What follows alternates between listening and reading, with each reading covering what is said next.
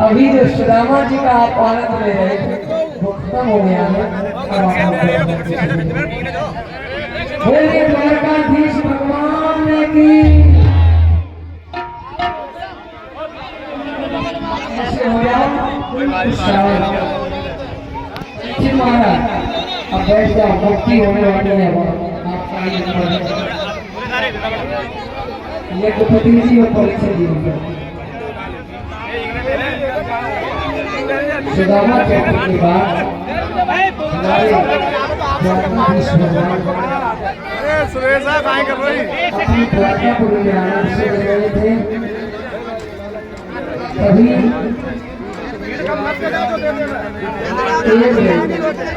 पिंडारिक क्षेत्र में कुछ संत भगवान पधारे और ऐसे संत भगवान आए। भगवान के जितने वंश के बालक थे उन्होंने पेट पर कढ़ाई बन गई और महात्माओं की हंसी उड़ाने के लिए पहुंच गए। पेट पर कढ़ाई बांधकर ले गए एक पुरुष और महात्माओं से बोले, ये बताओ महाराज, ये स्त्री गर्भवती है, इसके बालक हो गए या कन्या हो गई?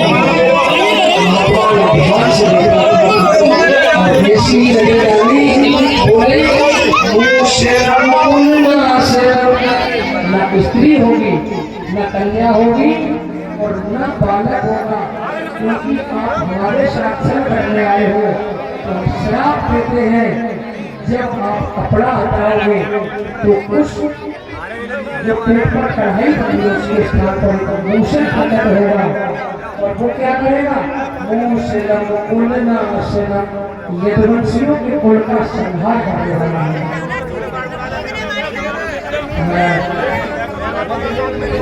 जैसे ही बालकों को इस तरह मिला, सारे बालक बड़े परेशान हो गए। के पास गए, उग्रसेन ने उसे घिसकर समुद्र में फेंकवा दिया और जब उसे घिसकर फेंकवाया तो 3 मोटी एरग नाम की घास हो गई जो बड़ी ही कठोर थी। एक लकड़ी घिसी, एक तीर घिसी नहीं गई, उसे सागर में फेंका गया। एक मछली निकल गई, मछली का जब पेट चीरा गया तो उसमें से बड़ी कील निकली। एक घेरा नाम के बहेलिए ने अपने धनुष बाण को उस कील को लगा दिया और इसी समय हमारे द्वारकाधीश भगवान सभी पुरुषों से कहते हैं,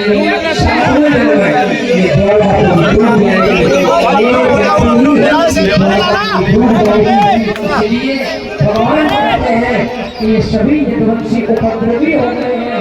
मैं मेरे जाने से पहले मैं इसको मुक्त करके जाऊंगा, इस प्रयास से विनाश करके जाऊंगा। भगवान ने कहा, सभी अपने अपने भोग वस्तुएं लेकर इस द्वारकापुरी से बाहर चले जाओ। महाराज के ये शराब भगवान के वंश को भी नहीं बचा पाया। शराब की बोतलें ले लेकर यदुवंशी सीधे यहाँ से चले गए उस स्थान पर जहाँ पर 3 मोटी एरग नाम की घास थी। शराब के नशे में हो गए और जैसे ये शराब के नशे में पागल हो गए, उन्होंने 3 वाली घास उठाई और एक दूसरे पर फेंककर मारने लगे। और जैसे मार रहे हैं आपस में एक दूसरे को मार कर समाप्त हो गए।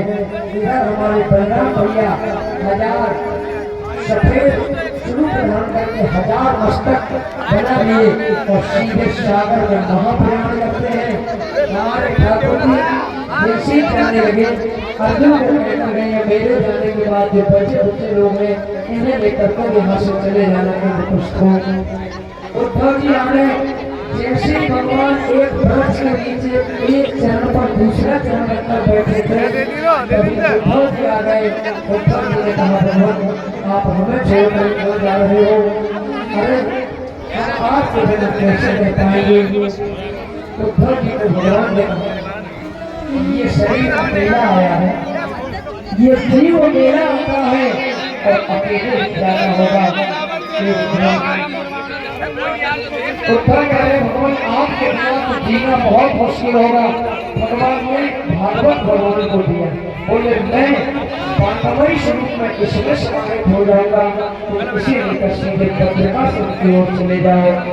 और हमारे उद्धव जी महाराज उस भागवत की पोथी को लेकर भद्रकासुर की ओर पहुंचे। भगवान से बड़ी मुश्किल से जुड़ा हुए और फिर सभी देवता अपने अपने दीवारों पर आच्छादित हो गए। भगवान हमारे यहाँ आएंगे, भगवान हमारे यहाँ आएंगे।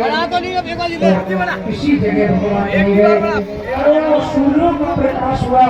उसी समय एक जरा नाम के बहेलिये ने एक वृक्ष की तरफ से छपकर उन्होंने सोचा कोई विशेष जीव होगा। भगवान के चरण में जहाँ बटन था उसी में को चला दिया और बाहर आकर देखा तो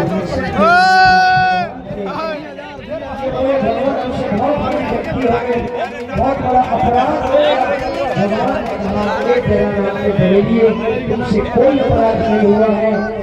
जिस समय रावण मारना था तू बाली था, मैंने वृक्ष की ओट में झुककर तुझे मारा था। आज उसी का बदला है, मैंने तुझे मारा तू मुझे मार रहा है। ये सब मेरी इच्छा से हो रहा है, इसलिए आप चिंता मत करो। और किसी तरह उसे समझाकर वहां से भेजा। फिर जो विमान था भगवान ने उसी आदेश दिया कि यहाँ से भेजा। और जैसे देखते देखते विमान जाने लगा तभी भगवान को दारू साथी आ गए। भगवान ये आश्चर्य है।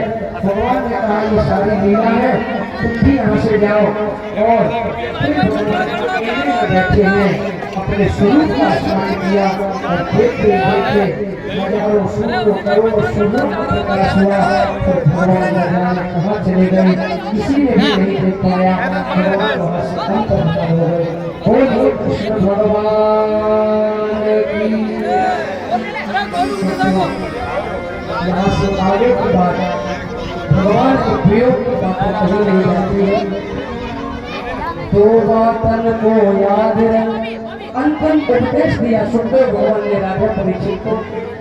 जो चाहे कल्याण नारायण एक मौत को और दूसरे श्री भगवान। राजा परीक्षित सुखदेव भगवान ने कहा पिछले 7 दिनों से मैंने तुम्हें कथा सुनाई जिसमें सत्य अहिंसा ईमानदारी दूसरों की बुराई नहीं करनी है। और ये महाराज